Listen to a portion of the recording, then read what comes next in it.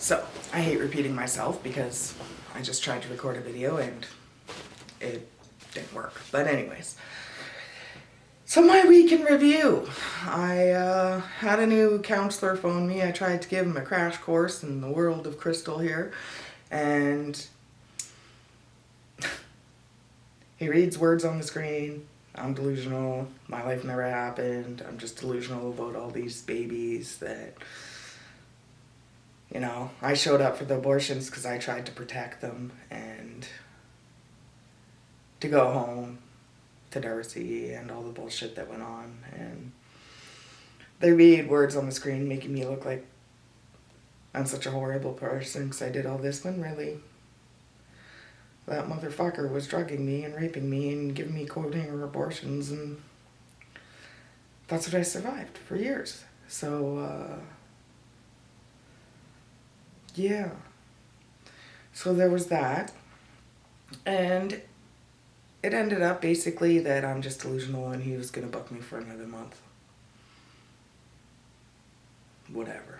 Oh yeah, that I'm like dying of a parasite infection. So I got this ultrasound machine. It's pretty cool. I've been checking out my heartbeat and it's kind of freaky because every once in a while you'll see a strand go through. Like, there's the two chambers, and then there's a chamber in between, and then there's the valve that opens back and forth, right? And you see this valve going both ways, and the blood's going back. There's backflow. So yeah, I'm gonna die.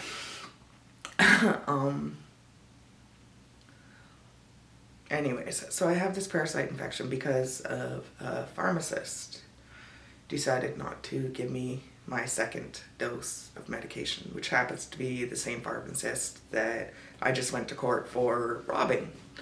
After I went into a hospital because I couldn't get treated for parasites and I was drugged. Told I was delusional. Got out of the hospital and ended up robbing her because the old pharmacist used to give me the medication that I needed so I could go to work.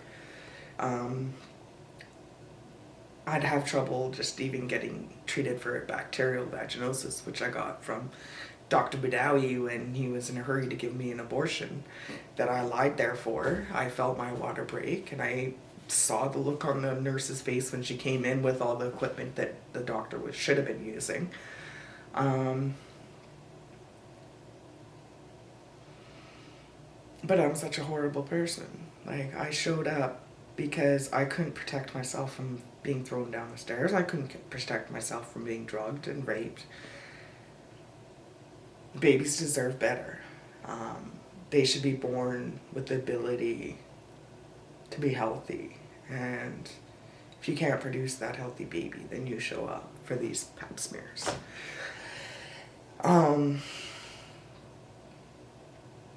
Yeah. So I'm just reflecting on my life and jumping back and forth from 5-10 years ago to now. And so I'm in the courthouse.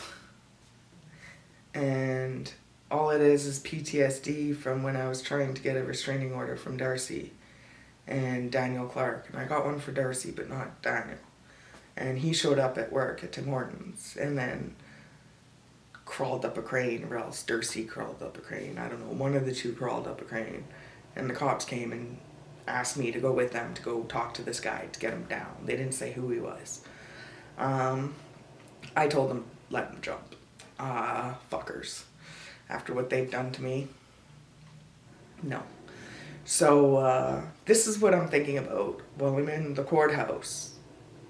Because I got out of the hospital after being drugged, trying to be treated for a parasite infection that my pharmacist withheld the medication for. Right? So the other pharmacist, like I said, gave me the medication and I could go back to work. And she was a bitch. She chose not to. She chose this. She knew consistency was everything. She reads the words on the screen. And she chose to hurt me. She could have gave me the medication I needed to go to work the next day, but instead I had to rob the place, apparently, and lose my shit to be able to get the medication I needed to wake up and bake.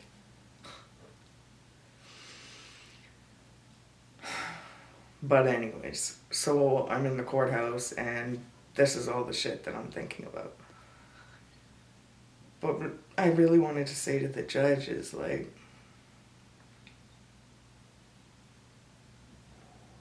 how am I supposed to feel guilty for robbing her? Like, I did this horrible thing and I really don't feel guilty towards her. I did get arrested because I went back and I apologized to the rest of the staff because it's not fair. Like, they read words on the screens and then I blurt out realities and then people get hurt because they watch me struggle and it's not cool. Yeah, so I got 3 years probation, no conditions except for I have to follow Dr. Kulo's advice, which is fine because she's an awesome doctor and whatnot. I wish they would have put a physical thing on there that I could have to be physically treated too so I could move on with my life. Get treated for a parasite infection and live. But I walked out of that courthouse not saying a word about anything that she had done to me prior. Because I was just so trapped in the past with Darcy.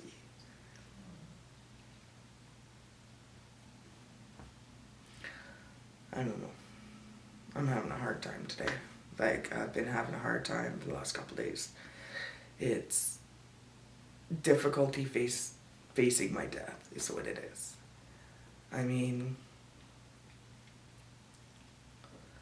seeing my blood pressure dropping and, you know, I'm basically trapped in my house. So I do laps around my kitchen and my living room. And by about the third or fourth lap, it's an apartment.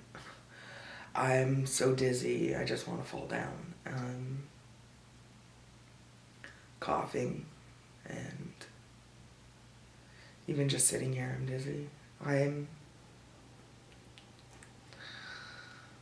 not quite sure how much cognitive time I have left with this headache and the confusion.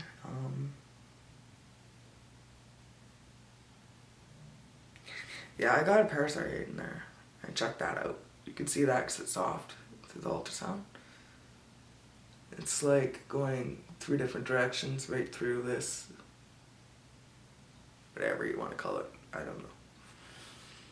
I just know what to look for, the shape. Yeah.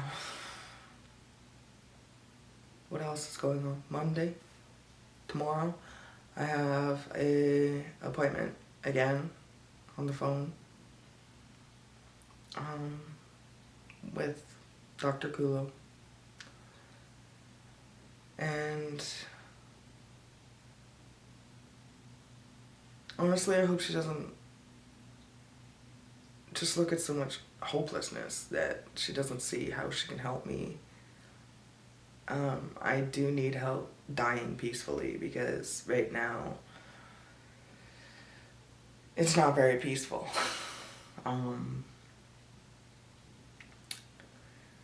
All I do is lie there so sick, having flashbacks of the past. I sneezed blood. Oh, my nose. I sneezed blood about 3 days ago, and it hasn't stopped. Like, it's not bleeding, but every time I sneeze or blow my nose, there's blood. And it's just hard, because there's, like, blood coming out of my ass, blood bursting. I get headaches till it builds, and then blood and liquid coming out of my ear. And I'm just, you know, researching parasites and seeing how you're gonna die. And it's scary. It really, truly is fucking gonna be a horrible death. And I don't want to die like that. So steroids would kill me really quick. So if I could get the nebulizer, I would die a lot faster and it would be a lot peacefuler. I wouldn't lose my mind before my chest gave out and my heart gave out. So it's like, even at the very end of my life at 40 years old, I'm still trying to make the choice of the lesser evil. because of the words on the screen. I don't know. I just feel like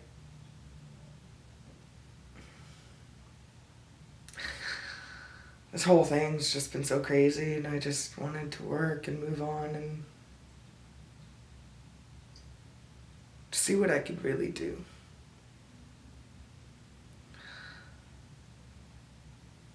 I'll never see what I could truly do because I'm too physically ill. I'll never go back to work. And these are hard things for me to accept. That this is the end, that this is it.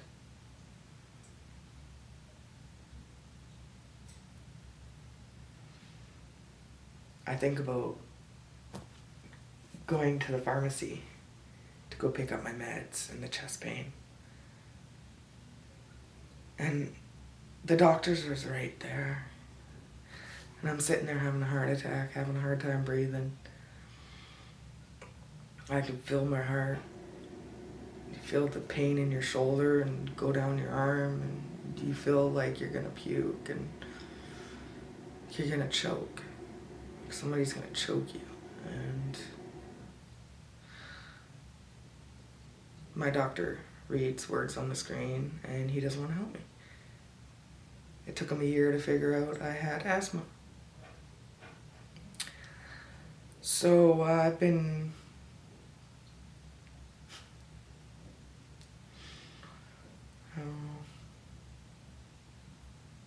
I don't know what to do with myself.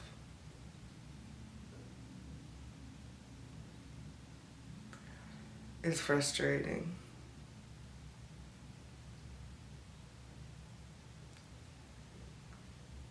What do you do with the days left that you have before you're gonna die when you're in a pandemic and you have no money?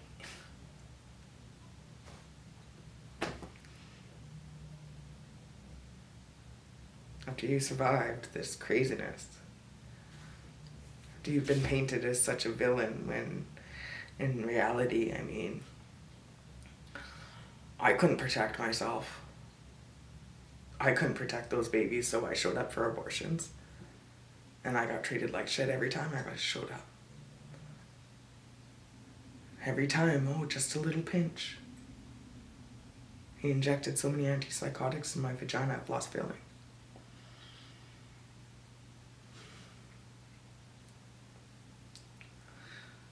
It's not my fault. You know, I show up and I think I get an abortion. And I go home and I pull out chunks of placenta. And I flush the toilet and I find out that no, there was actually a baby in there. Because Darcy took me to the graveyard. A fresh, buried grave right beside his sons.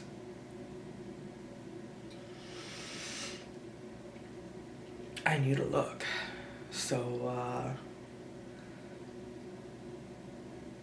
it upsets me that I made that choice to go in to get an abortion to find out that he would just cut an umbilical cord or cut the placenta and let the baby miscarry or get sent home to be thrown down fucking stairs, to be drugged and raped. You know, I've been sterilized 3 fucking times. I did everything possible to try to protect myself from even getting pregnant. I remember going in asking for the morning after pill because I was drugged and raped after I woke up with needle marks in my arms and the smell of another man on me. And to have that shower and the water hit you and the smell gets so much worse. To wash their cum off your body. To go to the doctors and be told you're delusional. To ask for that morning after pill, and then he looks at my stomach and I realize the last abortion didn't even work. And then I wonder where that baby went. What time is that Darcy threw me down the stairs? What time was that? Which place was I living when I woke up? You know, when I was doing security, they say I flushed a baby boy down the toilet, and I never did. I went to the hospital in the morning in pain. They told me I wasn't pregnant. I went home and I lied on the couch and I passed out and I woke up and my pants were on funny. My mouth tasted like this vitamin juice and I realized my bump is gone. And I phone in to my boss and tell him I can't come to work today. I could still feel all the effects of being drugged. I could barely open my eyes. And to be told no, I have to go to work. And I went to work and I drove and I got to the end of the road to go turn onto the main road. And there was a whole bunch of firemen and police over an open sewer. And I couldn't do anything but drive away. Like, they're not gonna believe me.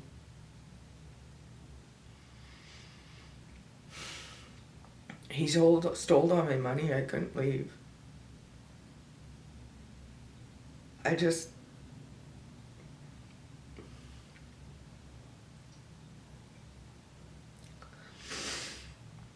can't believe after everything I've survived, the choices I made to try to make it so he couldn't get those babies.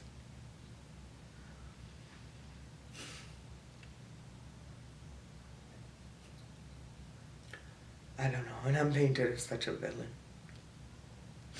Waking up in a hospital is being spat on, not knowing how I got there. Taking 2 Tylenol and going to bed, waking up in ICU being told I'm a drug addict and that I overdosed.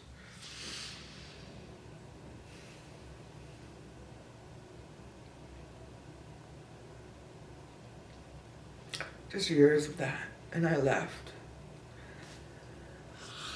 And I chose to go to work and I get drugged. Because heaven forbid I'm consistent and heaven forbid anybody ever believe me. You know, I tried to leave the past in the past and I tried to build a life for myself. And I get drugged and I withdraw and I do crazy shit. My PTSD leaves me living in a world of violence. Or I don't even know what day it is. And I can't tell day from night. It's a hard world to live in.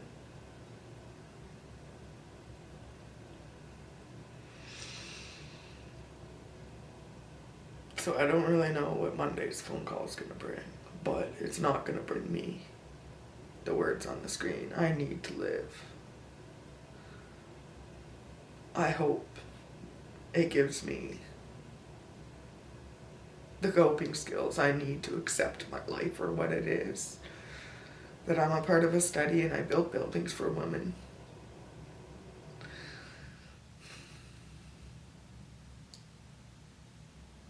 I couldn't leave, but now hundreds of others can.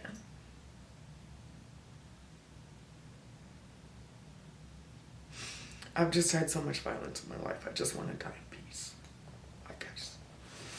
Long enough video.